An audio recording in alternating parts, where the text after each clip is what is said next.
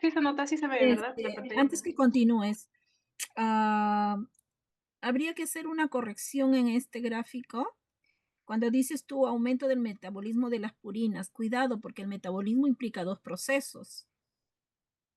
Galvez, ¿cuáles son esos dos procesos que implica metabolismo? La síntesis y el catabolismo, en todo caso sería el catabolismo. Perfecto, perfecto, muy bien, has aprendido algo, ¿no? Sí, profesor. Y entonces cuando estamos viendo este problema de la gota, tendríamos que en vez de decir aumenta el metabolismo, tendríamos que poner aumenta el catabolismo, ¿de acuerdo? Para corregir esa partecita. Pero bueno, ya lo corregirás después, antes de compartir con tus compañeros. Bien, Sí. continúa, Andrea. Ok, entonces como les iba diciendo, aquí, Nos los cristales quedamos dorato en sódico que van a activar el complejo. ujú, ¿En continúa, qué? continúa. Nos quedamos en la liberación de enzimas lisosomales y que Ah, aumentan ya. la inflamación. Sí, sí, como les decía, acá hay una liberación de enzimas lisosómicas y también aquí vemos que, por ejemplo, las citoquinas que van a ser liberadas por la fagocitosis va a aumentar las prostaglandinas que vimos también de síntesis de cosanoides, va a aumentar los leucotrienos B4 y también los ROS. Todos estos componentes también van a asociarse con la quimiotaxis de neutrófilos y la fagocitosis también va a aumentar todo eso. Entonces, como vemos, va a haber un aumento de las prostaglandinas, de los ROS y de los leucotrienos por donde lo veamos. Las prostaglandinas, como hemos visto anteriormente, van a causar dolor e inflamación. La liberación de las proteasas también van a causar la lesión e inflamación, más que todo en la articulación metatárgica, metafalágica, Metatarsiana. metatarsiana, sí, pasará, gracias, que va a ser una articulación en el dedo gordo del pie que se va a llamar podagra. Aquí va a haber acumulación de los cristales de ácido úrico, como lo vemos en la imagen. Aquí he puesto también los periodos clínicos, los cuales son 4. Como vemos, tenemos primero hay una hiperuricemia asintomática, en donde el 90% no van a tener manifestaciones clínicas, pero el otro 10% sí. Aquí vemos, por ejemplo, en los hombres en la pubertad y en las mujeres en la menopausia va a aumentar el ácido úrico y va a dar, por tanto, la hiperuricemia asintomática. Este 10% que había quedado va a formarse en un aumento de ácido úrico de manera crónica. Esto va a causar los cristales de ácido úrico y, por tanto, la inflamación, pero se va a ver asociado solamente en una sola articulación y va a durar de entre 3 y 10 días. Entonces aquí llegamos a la segunda fase, que es la artritis aguda gotosa, que se va a dar solamente en ciertas articulaciones nada más. Eso luego va a haber una desaparición de los síntomas. Como vemos, no va a ser algo que se va a dar constantemente, sino va a desaparecer los síntomas. Sin embargo, va a haber una conservación del alto ácido úrico, que se puede dar incluso por meses o años sin episodios. Es aquí donde llegamos al periodo intercrítico asintomático, para finalmente llegar a la gota atofásica crónica, donde va a haber ataques múltiples en múltiples articulaciones, como vienen a ser los codos, en los pies, en las orejas incluso, y van a formar los tofos. Esto es llamado un tofo, que van a ser los daños permanentes. Las manifestaciones clínicas vienen a ser dolor intenso por las prostaglandinas, el enrojecimiento e inflamación, el hinchazón, la aparición de tofos, como por ejemplo vemos en esta imagen, acá tiene la persona pues varios tofos en las manos, inflamación articular, la fiebre y el malestar en general. Algo que me olvidé mencionar también fue que pacientes con la enfermedad de von Guerke también va a haber una deficiencia de la glucosa 6-fosfatasa, que va a aumentar por ende la glucosa 6-fosfato, que esta va a desviarse hacia la vía de las pentosas y por ende va a haber un aumento en la ribosa 5-fosfato y va a aumentar la PRPP, como vimos acá también. Al aumentar esto, también aumenta el ácido úrico y empieza con toda la sintomatología de la enfermedad de la gota. Ok. ¿Nadie más va a exponer hoy día? ¿Nadie más? Ok. Gracias, Andrea. Bastante Profes, sí, sintético. también tengo del cáncer, no sé si o todavía Si darlo. puedes, sí, no hay problema. Aunque eso Ah, también es parte del seminario. Sí, también es verdad. Eso es verdad. Pero en términos generales, a ver, cómo lo has expresado? Ah, ya, aquí está. Eh, Bueno, voy a explicar de manera general las bases genéticas del cáncer. Aquí vemos que todo se desarrolla en lo que viene a ser el ciclo celular. El ciclo celular tiene una interfase donde va a estar la mayoría del tiempo la célula y también una división celular. A la interfase vemos que está dividida por G1, en donde va a haber un periodo de crecimiento general de la célula. Luego va a haber una fase S, donde va a haber una síntesis del ADN, la replicación también de los cromosomas, y luego va a pasar a la fase G2, en donde va a continuar el crecimiento. Para que se pueda desarrollar el cáncer, van a haber vías, por ejemplo, la célula en la fase G1 puede mantenerse y continuar a la fase S, o también puede desviarse a la fase G0 y va a dejar de dividirse.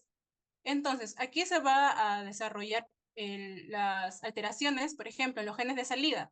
En los genes de salida como el PRB o el P50, en donde no va a dejar que salga y se va a seguir manteniendo y va a continuar el proceso sabiendo de que esta célula no debería ser así.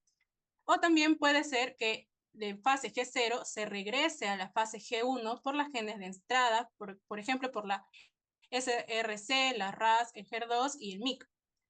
Pasando la fase S, donde estamos la replicación y la síntesis, llegamos a la fase G2, como lo mencioné. Aquí van a continuar el proceso, pero como vemos, la replicación de los cromosomas a veces no suele estar sin problemas, puede haber algún problema. Entonces, aquí va a haber una reparación del ADN que puede haber salido dañado o mal sintetizado, más replicado. Entonces, va a haber una replicación del ADN, pero aquí también puede haber una alteración, por ejemplo, por los genes del BRCA1, el BRCA2, que son los causantes del cáncer de mama y de ovario el cáncer de mama y el ovario en la familia, el cáncer de mama y ovario.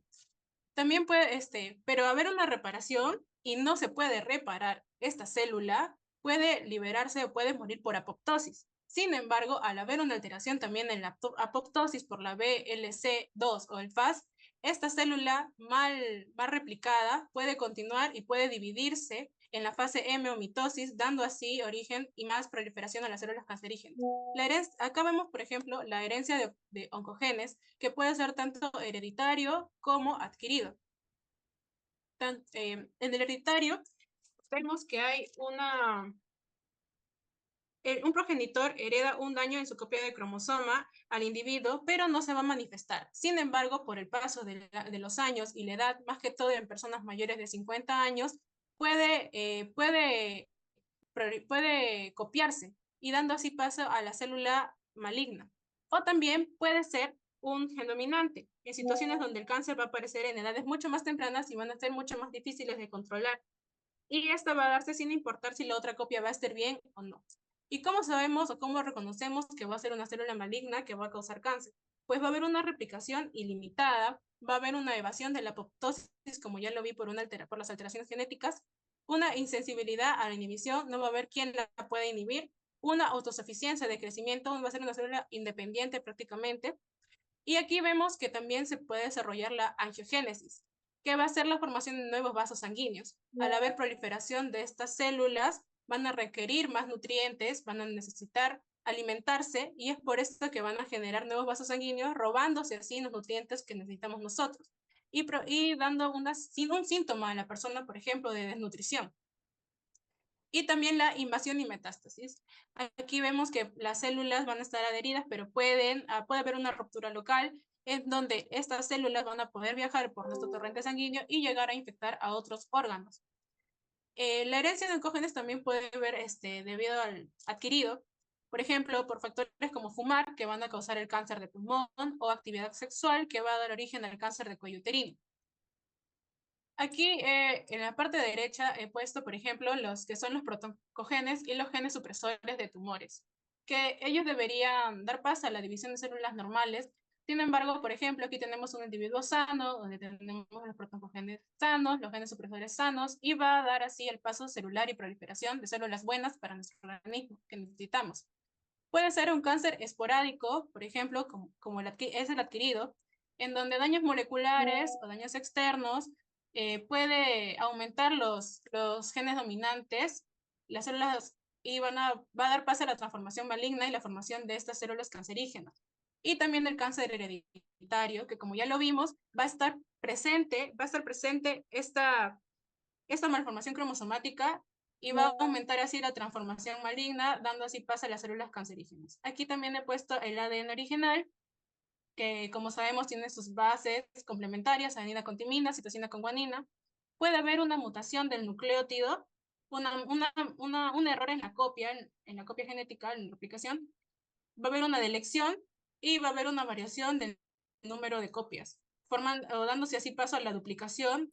Y como vemos en las partes rojitas, van a ser todas las que están mal copiadas, son las mutaciones genéticas, ¿no? Que va a producir las células tumorales y va a llegar así al cáncer.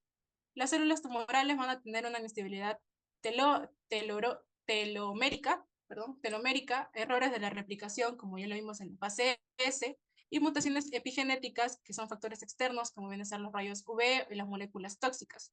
La sintomatología del cáncer va a verse más que todo al principio de manera sintomática, hasta que ésta pueda proliferar de tal modo que podemos tener un síndrome constitucional, como por ejemplo la pérdida de peso, el malestar y el cansancio, más que todo asociado a qué? A la angiogénesis.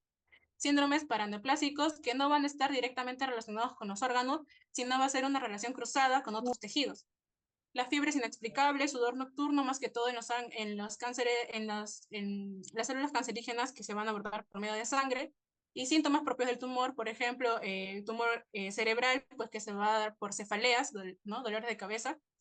El diagnóstico va a ser un examen físico completo, exámenes de laboratorio, estudios de imágenes, pero sobre todo las biopsias y la extirpación de este tejido, o también la punción de aspiración con aguja fina.